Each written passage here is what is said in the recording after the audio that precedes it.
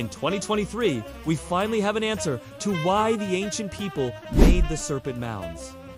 But what do the mounds actually tell us? And were they used for something else entirely? This is Ancient Apocalypse. Hi everyone. Hi everyone. Welcome back to the channel! Today, we are going to discuss the reason why the Serpent Mounds were built. We will also be answering some other questions that many of you guys have asked me over the last couple of months. If you're new here, welcome to the channel, where we try to bring you the most exciting discoveries from all areas of archaeological research. If you're a subscriber, welcome back. We really appreciate your support. The reason why I decided to make this video today is because of a recent press release from the Smithsonian Institute to announce the results of the excavations at the effigy mound known as the Great Serpent. For those of you that don't know anything about the Great Serpent or Serpent Mounds in general, let me catch you up. Serpent Mounds are large earthen mounds shaped like snakes. They are located throughout the Midwestern United States and were created by Native Americans around 1,000 years ago. These particular mounds are thought to have been built by the Hopewell culture, who lived in what is now Ohio, Indiana, Illinois, Missouri, and Kentucky. Their culture lasted from roughly 100 BC to 500 AD, although there is evidence of occupation in some areas that goes back to 2000 BC. The Hopewell traded extensively with other cultures, including those as far away as Florida and the Rocky Mountains. Through their trading network, they were able to acquire exotic goods, such as copper from the north and west, and obsidian from the south and east. Some of these items were used in religious ceremonies or as symbols of power. The Hopewell were a complex society with a hierarchical social structure, large settlements, and an advanced understanding of agriculture. They grew crops such as corn, beans, and squash, and used the Three Sisters as a form of companion planting. This technique allowed them to maximize the use of their land and resources. Despite their advanced society, the Hopewell were not immune to the effects of climate change. Around the year 500 AD, the climate in the Midwest began to warm, which led to a decrease in rainfall and an increase in droughts and heat waves. This created a difficult environment for growing crops and may have contributed to the decline of the Hopewell culture.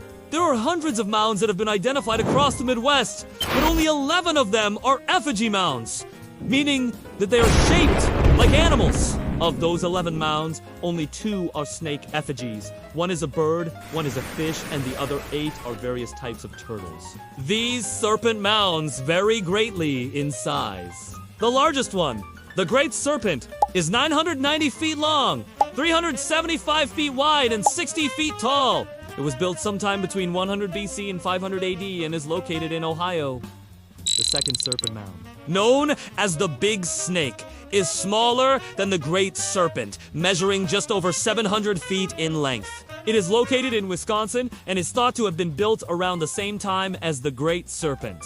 The question is, why did they build the Serpent Mounds? This question has been pondered by archaeologists and the general public alike for decades. Many theories have been proposed, but until recently, no one had any solid evidence to support their claims. Some believed that they were used for religious ceremonies or as burial grounds. Others believed that they were simply a form of entertainment, or that they served as territorial markers. However, in 2023, a team of archaeologists led by David L. Anderson of Ohio University finally uncovered some answers thanks to the help of modern technology, using ground-penetrating radar, magnetometers, and other tools. They were able to create detailed maps of the interior and exterior of the mounds, allowing them to identify previously unknown features, such as burials and hearths. Their findings suggest that the mounds were used as platforms for ceremonial events, such as dances or rituals, rather than being the actual focus of the ceremonies themselves. Now, I want to take a moment to say that there are many people within the archaeological community who disagree with the conclusions that Anderson and his team have drawn. One of the main arguments against their interpretation is that there is no evidence of human remains or artifacts within the mounds themselves. This would seem to contradict the idea that they were used for religious purposes, since it is difficult to imagine that people would go through the effort of building large-scale structures without also using them for burial or ritual purposes. It should be noted that due to the recent discovery of cremated human remains on top of the Great Serpent, it seems as if the argument that they weren't used for burials might be disproven. While Anderson's team believes that the mounds were primarily used as platforms for ceremonial events, others argue that they were more likely used for defensive purposes. After all, the mounds are quite large and imposing and could easily be used to protect a settlement or village. This theory is supported by the fact that many of the mounds are located near rivers or other bodies of water, which would have made them even more useful as defensive structures. One thing that everyone seems to agree on is that the mounds represent a sophisticated understanding of engineering and construction techniques. Building such large structures required a great deal of planning and coordination. Not to mention the sheer amount of labor that was required to move the dirt and other materials. Regardless of their true purpose, the Serpent Mounds remain an enduring mystery. They are a testament to the ingenuity and creativity of the ancient people who built them. But there is still so much that we don't know about these mounds. Were they used for anything else? Did the ancient people have another reason for building them? Did they use them for defense, like I mentioned earlier? To be honest, we just don't have enough evidence to answer these questions definitively.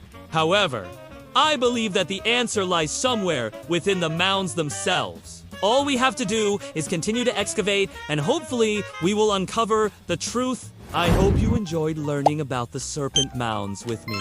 If you did, please make sure to leave a thumbs up and subscribe for more videos like this. Thank you so much for watching. Have a great rest of your day, and I will see you next time! Hey guys, I hope you enjoyed the video. If you did, please make sure to leave a thumbs up and subscribe for more videos like this. We are currently looking at overhauling our editing style and would love your feedback on this video. Please, let us know what you think in the comments below. Thanks for watching, have a great rest of your day, and I will see you next time.